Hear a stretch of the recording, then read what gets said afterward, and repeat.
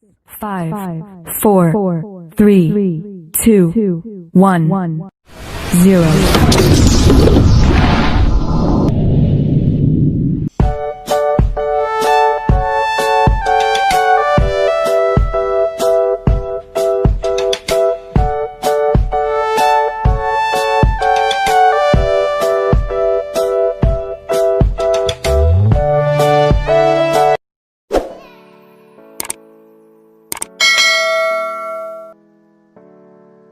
Halo semuanya, Assalamualaikum warahmatullahi wabarakatuh. Pada kesempatan kali ini, kita akan belajar pada tema 6, panas dan perpindahannya, subtema 2, perpindahan kalor di sekitar kita. Dan kita sampai pada pembelajaran 5 dan 6. Anak-anak sekalian, sebelum kita memulai pelajaran kita, jangan lupa untuk berdoa terlebih dahulu. Anak-anak sekalian, pernahkah kalian berkemah? Pada saat berkemah, biasanya terdapat api unggun. Ketika berada dalam api unggun, kita akan merasakan panas yang berasal dari api unggun tersebut. Badan terasa panas ketika berada di dekat api unggun, merupakan perpindahan panas. Tahukah kalian jenis perpindahan panas apa yang terjadi? Untuk mengetahuinya, mari kita lanjutkan pembelajaran berikut ini.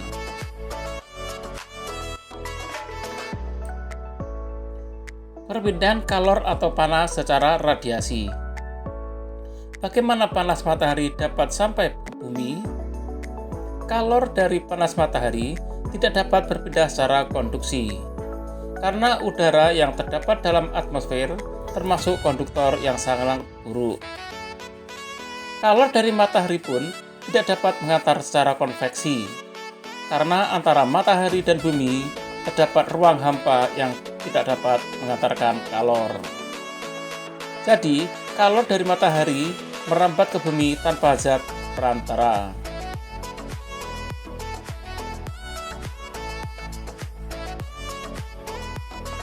Proses perpindahan kalor yang tidak memerlukan zat perantara dinamakan radiasi.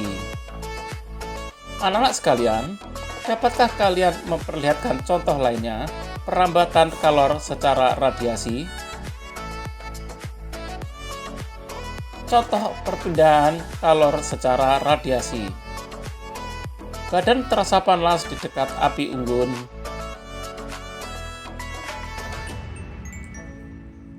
Pakaian menjadi kering ketika dijemur di bawah terik sinar matahari.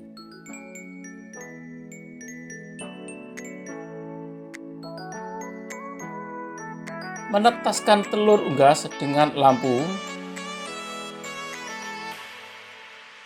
Anak-anak sekalian, pernahkah kalian pergi keluar rumah pada siang hari yang sangat panas dengan menggunakan baju ketat? Dan apa yang kalian rasakan? Ketika kamu keluar rumah pada siang hari yang terik dengan menggunakan baju hitam, badanmu akan terasa panas. Hal ini disebabkan warna hitam merupakan penyerap kalor radiasi yang paling baik. Benda-benda warna hitam lebih banyak menyerap kalor yang memantulkan sebagian kalor yang dibandingkan dengan benda-benda yang berwarna putih dan mengkilat. Sebaliknya, pada malam hari, orang yang memakai baju hitam terasa lebih dingin daripada orang yang memakai baju putih. Hal tersebut dapat terjadi karena pakaian yang berwarna hitam menyerap kalor yang dikeluarkan tubuh. Anak-anak sekalian, berdasarkan penjelasan tersebut, mari kita jawab beberapa pertanyaan berikut ini. 1. Apakah yang dimaksud dengan perpindahan panas secara radiasi? Radiasi adalah proses perpindahan panas yang tidak memerlukan zat perantara. 2. Apakah perbedaan utama perpindahan panas secara radiasi dengan perpindahan panas secara konveksi? Perbedaannya adalah jika perpindahan panas secara radiasi tidak memerlukan zat perantara. Sebaliknya, jika perpindahan panas secara konveksi memerlukan zat perantara berupa zat cair atau gas. 3. Apakah perbedaan utama perpindahan panas secara radiasi dengan perpindahan panas secara konduksi? Perbedaannya adalah perpindahan panas secara radiasi tidak memerlukan zat perantara, sedangkan perpindahan panas secara konduksi memerlukan zat perantara berupa zat padat. 4. Jelaskan paling sedikit 3 contoh perpindahan panas secara radiasi yang kamu ketahui. Contoh perpindahan panas secara radiasi antara lain panas matahari sampai ke bumi, badan terasa panas di dekat api unggun, menetaskan telur dengan lampu. Anak-anak sekalian, pada pembelajaran sebelumnya, kalian telah mengenal beberapa pola lantai tari. Sekarang kita akan mengetahui tari pendet dari Bali. Tari pendet merupakan salah satu tarian tradisional Bali yang sangat populer. Lahirnya tari pendet berawal dari ritual sakral Odalan di pura yang disebut dengan Memendet atau Mendet. Mendet dimulai setelah pendeta Hindu mengumandangkan mantra yang telah dipentaskan topeng Siddhakarya. Tari ini dipentaskan secara berpasangan atau secara massal dengan membawa perlengkapan berupa bokor, sesajen, dan bunga.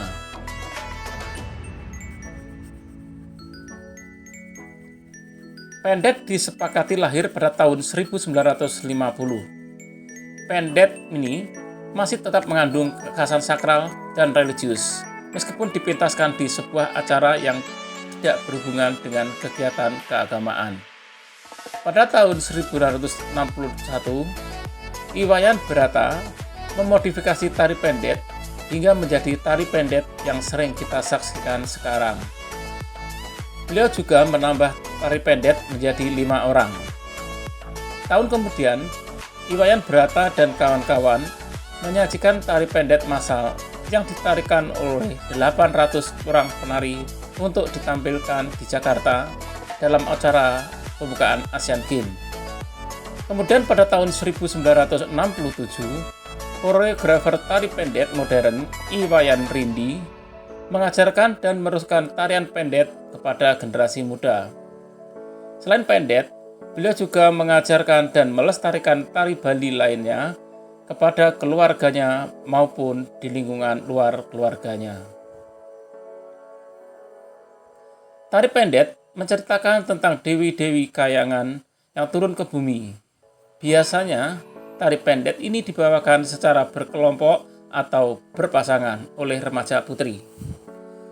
Para penari pendet berbusana layaknya upacara pada keagamaan.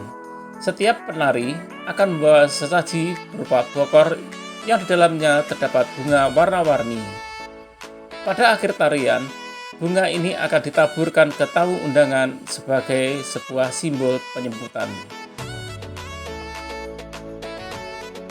Tari pendet menggunakan pola lantai yang sangat sederhana dibandingkan pola lantai tarian Bali lainnya.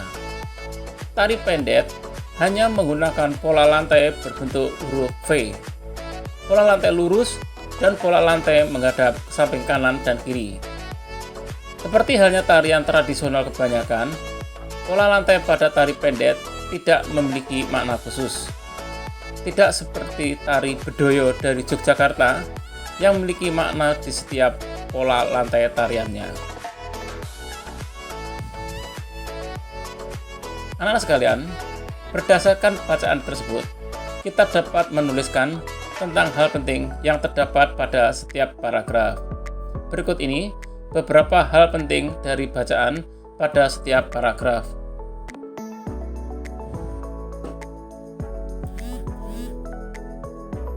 Demikian tadi anak-anak sekalian pembelajaran kita pada tema 6, subtema 2, pembelajaran 5 dan 6. Untuk menguji pemahamanmu, kamu dapat menulis soal yang terdapat pada deskripsi video pembelajaran berikut ini. Sampai jumpa pada pembelajaran berikutnya. Tetap semangat dan selamat belajar.